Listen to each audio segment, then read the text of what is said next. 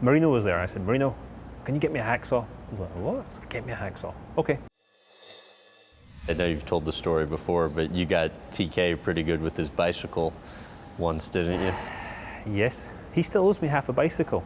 He still owes He you still half a owes bicycle? me half a bicycle, yeah. Why does he owe you half a bicycle? Because I bought a new bike for him. Oh, you bought him? Oh, yeah. Okay. He probably didn't tell you that part, Oh. see. It was my birthday, Indy, 2004 or 5.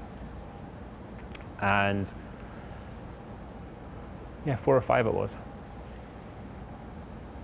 I love the smile before you even tell the story. Well, so my birthday comes up and it's your birthday cake and no, great.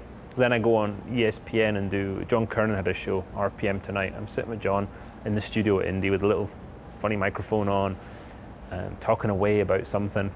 And it's a glass, in India there's like a glass sort of studio in the far end of the media center, sitting there. We're talking away and the next thing I see John go, and I just went, oh, because I knew what was coming. And sure enough, here comes Dan, here comes Tony. I think Herta was involved. Cream cakes, the whole thing.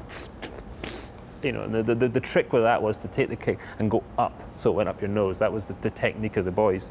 They were experts. Are these actual cakes or shaving cream? No, they were cakes. Okay, at least you had that. But one of them, they'd left the silver foil on the outside, so it's gone and cut on my nose. I'm like, great, there's blood, there's thing. We've ruined the microphone.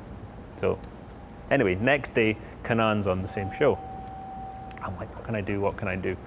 So he's been showing off his new latest and greatest bike, carbon fiber racing bike. Here we go. Typical Tony, it was carbon. Everything Tony's got is carbon.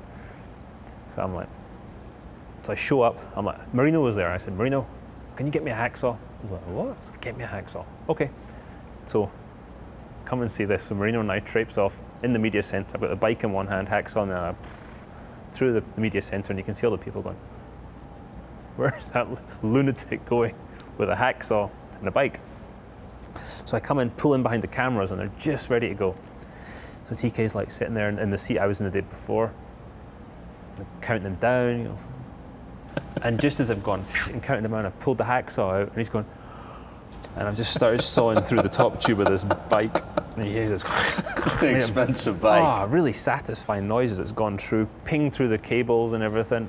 And he kept doing the interview while you Yeah, he was crying at the time, but he kept doing the interview. But he wouldn't speak to me afterwards.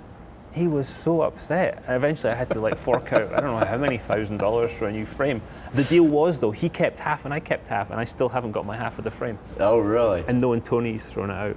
After a Vancouver race, I think this is when you're in your early 20s, you and the so-called Brat Pack, which is you, TK, the late Greg Moore. It's like 4 a.m. You're in a fast food restaurant after a long night of partying. Take it from there. The ketchup. We're sitting there in our, late 90s finest, fashion, whatever. And Greg's got this mischievous grin on his face, and I'm thinking, oh God, something's going to happen here. So I think he got the ketchup. It was one of those tomato-shaped ketchup things. And he's like, and I'm not paying attention. Looking around, the next thing he's gone like this, and the ketchup's gone from his side of the table. I'm like, uh-oh. And it's just gone the whole thing over me. I'm like, thanks, dude. I was pulling ketchup out my nose for about a week after that. So explain why your nickname's Princess. That comes down to the whole seat thing. Okay. Don Halliday was my engineer in 1998, 1999. Kiwi, like Dixie. Very typical pragmatic Kiwi. And I was one day just moaning about the seat, about the smallest thing. And he comes on the radio and he says, I'm not going to do my my New Zealand accent because it sucks. But he says, mate, you remind me of that fairy tale. I'm like, what one's that, Donald? He's like, The Princess and the Pea. The one with all the mattresses. I'm like, thanks, Don. And you can see all the mechanics on the radios just start laughing. I'm like, that's going to stick. That's going to stick. So that's where it all came from. The Ferrari kilts, car roof collapsing, and a wedding.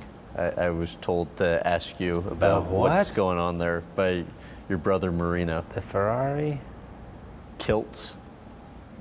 The car roof collapsing God. in a wedding. Yes. Marino's and Holly's wedding. It's November in England. We're driving to the wedding. So we're rather than getting driven, we're driving one of Marino's father-in-law's cars. We're wearing kilts in this Ferrari Enzo, slightly conspicuous. Well, he's driving so bloody slowly, we run out of fuel. We have to stop for fuel. So we pull into the gas station and create a minor scene. Obviously, the Enzo creates a scene on its own, but then two dudes jump out in kilts. It's like, what the hell's going on here? It's like a reality TV show or something. Well, we can't open the fuel filler cap in the car. It's just strange. So I think there's a problem. So I said, no, let's try this. Anyway, I then try and open the engine cover to shortcut the process. Engine cover won't open either.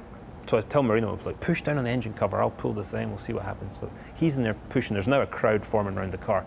He's pushing down, I'm pulling this thing at the driver's door, just come on. Then there's this almighty like bang. And I'm looking, I look down and the car has completely collapsed on one side of the suspension. I'm like, Marino, did that just move? He's like, yeah. What are we gonna do? Is the suspension broken? I think so. Oh man. Well, it turns out the suspension had collapsed on the car. There'd been some problem with one of the dampers. So we're now sitting late for the wedding in a gas station. Again, in kilts. Okay, so we called Charlie that looks after the cars, and Charlie showed up in a vintage Bentley, like a 1920 something open top Bentley. Put the Enzo off to one side. We go to the wedding. I do. You may kiss the bride. All great. Go outside, and the Enzo's parked there, fixed. There you go. That was good service. But yeah, that was I thought we were going to get in trouble for that one, but it turns out it wasn't actually either of our faults.